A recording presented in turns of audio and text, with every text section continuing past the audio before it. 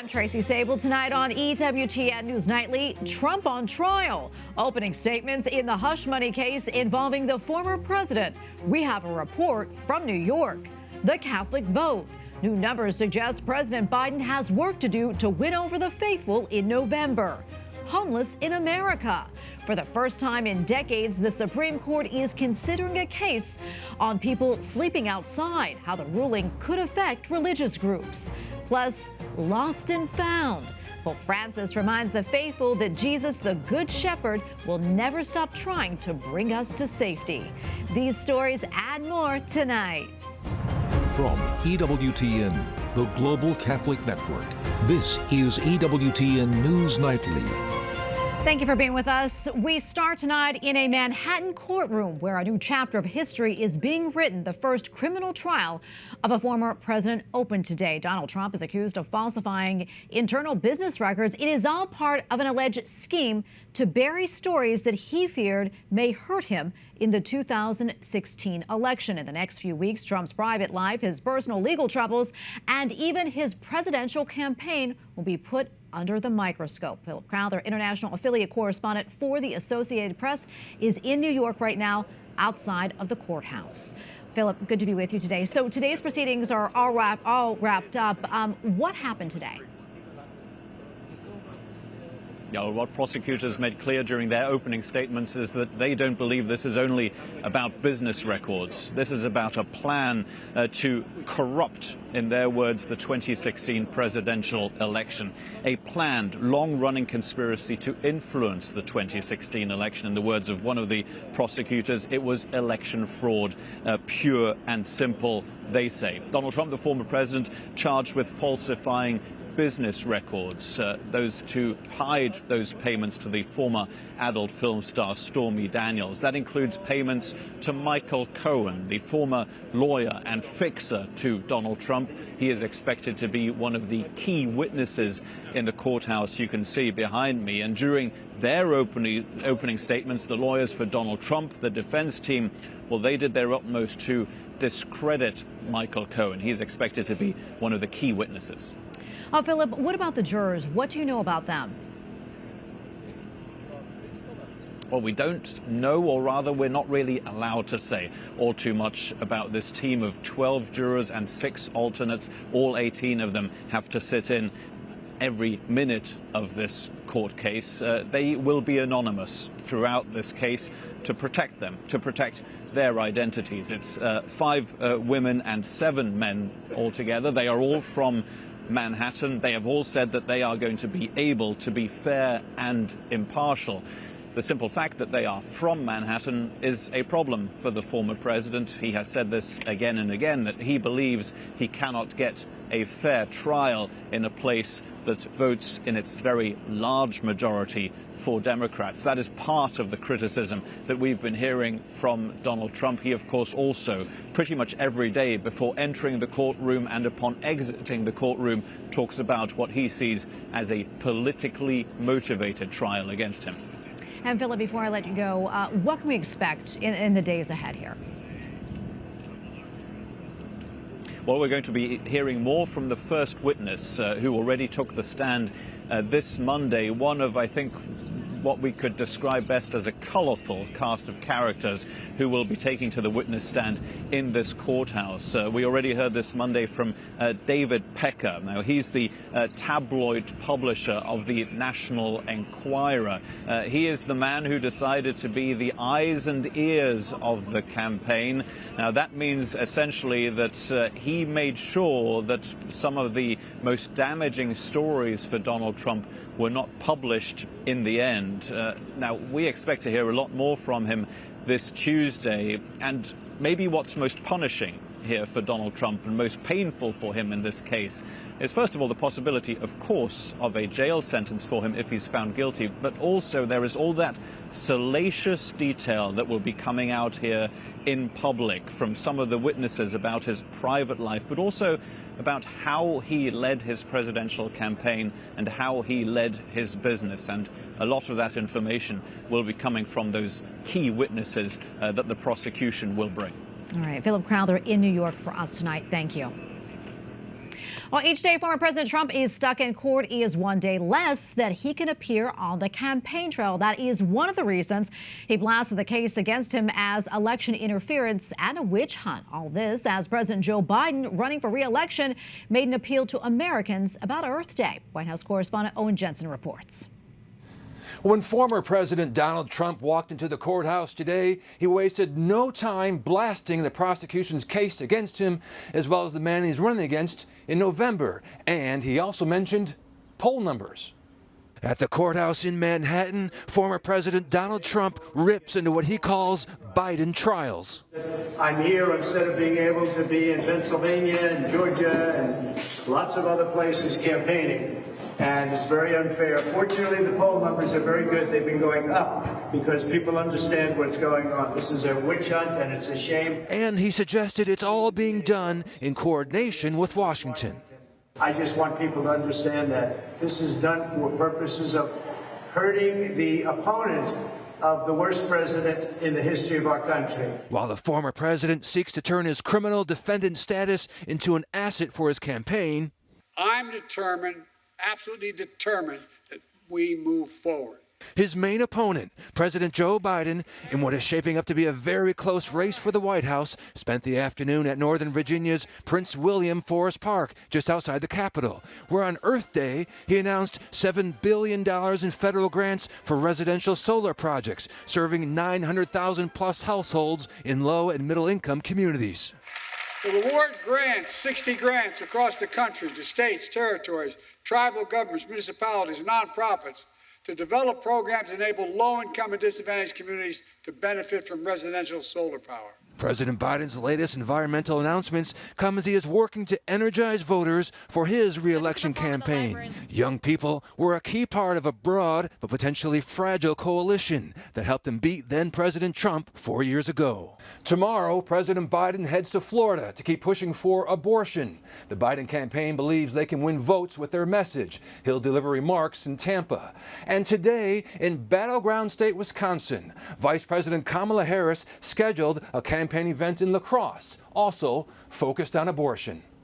At the White House, Owen Jensen, EWTN News Nightly. Well, as the 2024 campaign heats up, some new numbers suggest that President Biden may be struggling among Catholic voters. According to new data from Pew Research, 35% of Catholics hold a favorable view of the president, 64% hold an unfavorable view. Former President Donald Trump is viewed favorably by 42% of Catholics, while 57% hold an unfavorable view. Well, the tension on Capitol Hill intensifies after Speaker Mike Johnson pushed through a massive foreign aid package. Those bills that were delayed for months by Republican bickering. In the Senate, lawmakers gave the green light for a foreign intelligence gathering measure for at least the next 2 years. Capitol Hill correspondent Eric Rosales joins us now with the latest. Eric. Well, good evening, Tracy. Let's start with the reauthorization of the Foreign Intelligence Surveillance Act, known as FISA, a controversial provision which allows for the warrantless spying and data collecting of foreigners abroad by U.S. law enforcement agencies. Many Republicans say that FISA is a critical tool to defending against terrorist attacks on U.S. soil. The carefully targeted authorities established back in 2008 are an essential tool for staying in step ahead of non-U.S. persons who seek to harm the American people. But some lawmakers say it's been used to illegally spy on Americans. Americans should not be forced to spy for the government without a warrant. Ordinary businesses, big and small, should not be made extensions of government surveillance in a way that's going to put their relationship with their customers at risk. Meanwhile, the House passed a $95 billion foreign aid bill for Ukraine, Israel, and Taiwan, ending months of bitter divide, especially among Americans. This is a transformational moment for Speaker Mike Johnson, who put his job on the line to get it passed. It provides for greater accountability over Ukraine aid. It forces an end-game strategy for the Ukraine war. It includes a loan instrument of this foreign aid to Ukraine and the Repo Act, to ensure that Russian assets pay for part of the bill. Iran, Russia, North Korea, and China that are working together against democracy, against our interests in the region, supporting terror in the region. So This package is key to protecting America's national security. More Democrats than Republicans supported final passage. The legislation also forces the sale of TikTok from its Chinese parent company or face a ban in the U.S. But the measure fails on border security, angering many Republicans. Prioritizes the borders of foreign countries over the border of our country, and it departs from really the central promise Republicans made to our voters in this election, that we would prioritize the southern border. Several hardliners say Speaker Johnson's days are numbered. I do not support Mike Johnson. He's already a lame duck. If we had the vote today in our conference, he would not be Speaker today. He's already a lame duck. He can't raise money. Everyone knows it. We know we can't win the majority next year without raising money. It is important to note that the foreign aid package isn't over the finish line just yet. A number of senators object to Ukraine aid, while others are demanding military conditions for any aid to Israel. The Senate's expected to vote on it this week, and President Biden said that he will sign the bill immediately into law. As for the future of Speaker Mike Johnson, well, this week could prove to be a very pivotal week, and we'll have to wait and see if a motion to vacate will follow. At the Capitol, Eric Rosales, EWTN News Nightly. In the Middle East, a shakeup in leadership in Israel as the nation's head of military intelligence resigns over security failures surrounding the October 7th attack by Hamas. Major General Khalifa says the intelligence group did not live up to the task that they were entrusted with. He added that he will carry the horrible pain of the war with him forever. He is the first senior Israeli officials to step down following the October 7th attacks, while Israelis are also preparing to mark the first Passover since the horrific October 7th attacks. Many tables will now have empty seats for those killed or taken hostage during the assault, as well as soldiers who are unable to return home. Some families have asked rabbis to give additional prayers this year for the plight of the hostages.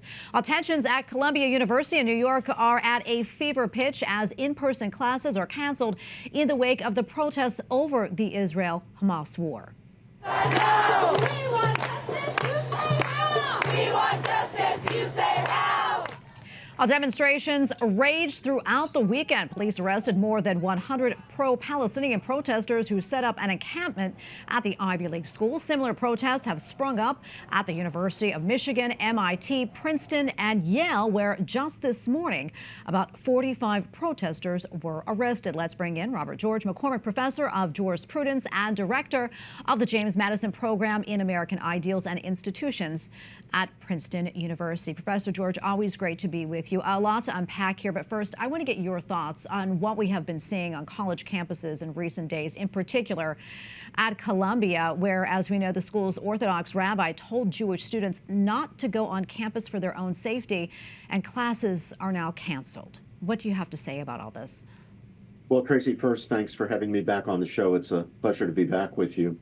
I'm grieved by what we're seeing on our college campuses. I'm particularly grieved by the revival of anti-Semitism. Our Jewish students, our brothers and sisters in the faith, as Pope John Paul II described our Jewish friends, they have been here before. They have been victimized throughout history, including by people speaking in the name of the church, for their ethnic background, for their religious beliefs. And it's a tragedy to see this revived in our country, and a special tragedy to see it happening on college campuses. Absolutely. Now, it's not that all the protesters who are protesting in favor of the Palestinian cause are anti-Jewish or anti-Semitic. It is not that the Israeli government should be immunized from criticism. It shouldn't be. But mixed with legitimate protest, we're finding the intimidation, the harassment, the vilification of Jewish students simply because they're Jewish. And this is absolutely unacceptable. The great document Nostra Aetate of the Second Vatican Council condemned definitively all forms of anti-Semitism, all forms of hatred and discrimination against Jews or anybody else. So it's very important for those of us who are Catholic to remember the teaching of our faith on this matter and on this Passover, to stand in solidarity with our Jewish brothers and sisters when they are under attack simply for being Jewish. Yeah, and as we mentioned, Columbia isn't the only university where these protests are taking place. Also on your campus at Princeton. Can you tell us what you are seeing and hearing there on campus? Well, fortunately, here at Princeton, we have not had anything as dramatic and alarming and worrying as we've seen, for example, at Columbia and at some other places. The protests here so far have been peaceful. They have been they've not been on the scale, anything like the scale that we've seen at Columbia and Yale. Our local Jewish leaders have not felt forced to advise Jewish students to return home, thank God. That's a tragedy that at Columbia University, the Orthodox Jewish rabbi, the leader of the Yavna group as it's called at Columbia, felt forced to advise his flock, his students, to go home simply because they were Jewish, and Columbia had become an unsafe place for Jewish students. And by unsafe, we don't mean unsafe in some figurative sense where people might be offended and feel hurt. No, we're talking about the threat of actual violence. We're talking about intimidation and incitement. I'm for free speech. I'm a strong, as you know, Tracy, I'm a very strong defender of free speech. Free speech for people, whether they are pro-Palestinian, whether they are pro-Israeli, no matter where their stance is, and I will defend and have defended the free speech of people across the spectrum. But there is a difference between free speech and threats, intimidation, bullying, harassment, and certainly violence, like we have seen at both Columbia and Yale. Yeah, it is all shocking. Professor George, we only have about 30 seconds left or so, but where do you see this going, and what do you think needs to happen in order to lower the temperature here? Well, I think it would be good for university presidents to encourage dialogue, get leaders, especially faculty people on both sides of the issue, to sit down in public circumstances and with civility and goodwill and mutual respect, debate the issues about the Middle East, the Palestinian-Israeli conflict, set a good example, model the kind of behavior that we want. I have to tell you, Tracy, I don't envy university presidents right now. They are in a very, very difficult position. But here's where leadership makes the difference. Here's where statesmanship makes the difference. We need university presidents to stand up and be statesmen, to be true leaders. And they have resources on their campuses. They have faculty members embodying a very wide range of views who they should call on to model in public debates the kind of mutually respectful, civil, truth-seeking, mutually respecting discourse that we want from our students. Students will rise, I think, to the occasion if we provide the models and the examples, but it's up to us, the grown-ups, the faculty, the administration, to provide good role models. Yeah, Robbie, it's such great insights as always. Thank you so much for coming on. God bless. My pleasure. Thank you. And we have a lot more still to come here on EWTN News Nightly, including homeless crisis. Learn why a case at the Supreme Court could have serious implications for the homeless population in America, as well as shelters run by religious organizations.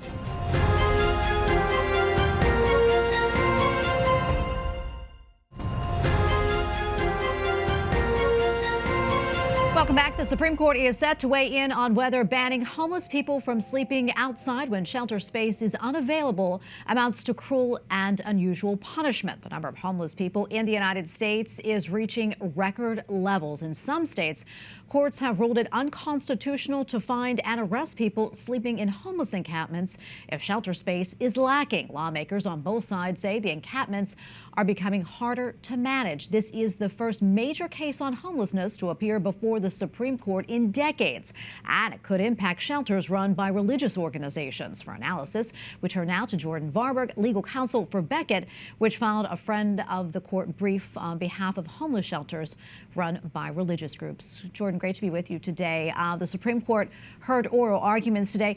What stood out to you about them?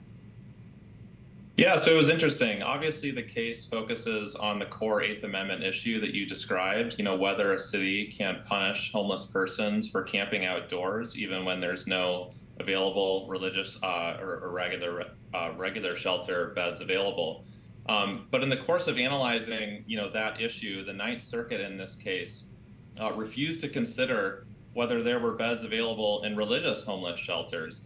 And for the reasons that my firm described in our brief, we think that line of reasoning relied on a discredited legal test called the Lemon test. And so that test has been used really to exclude and marginalize religious persons and religious ideas from the public square. And so the arguments today focus primarily on the core Eighth Amendment issues, but it was noteworthy that several of the justices talked about the religious homeless shelter at issue in this case.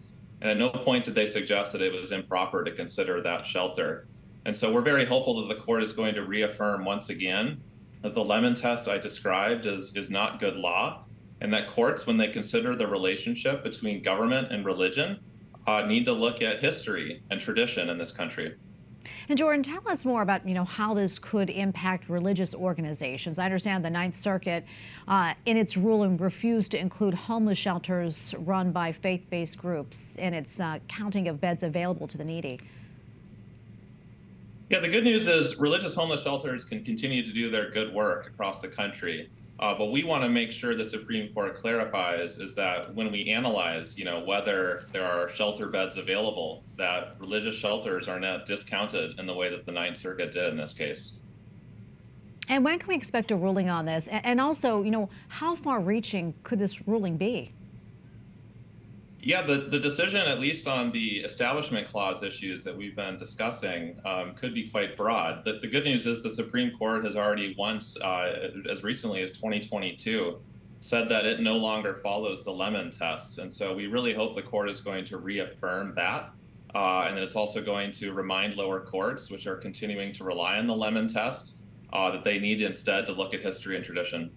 All right, really right there, Jordan. Great to be with you. Thank you so much for your insights. Thank you.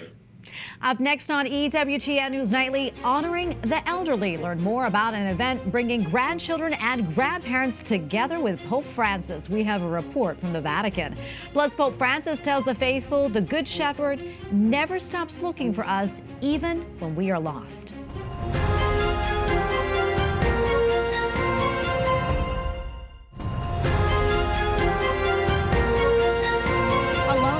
Among the elderly is becoming an increasing problem worldwide. The Pontifical Academy for Life has launched an initiative to foster and strengthen bonds between grandparents and grandchildren.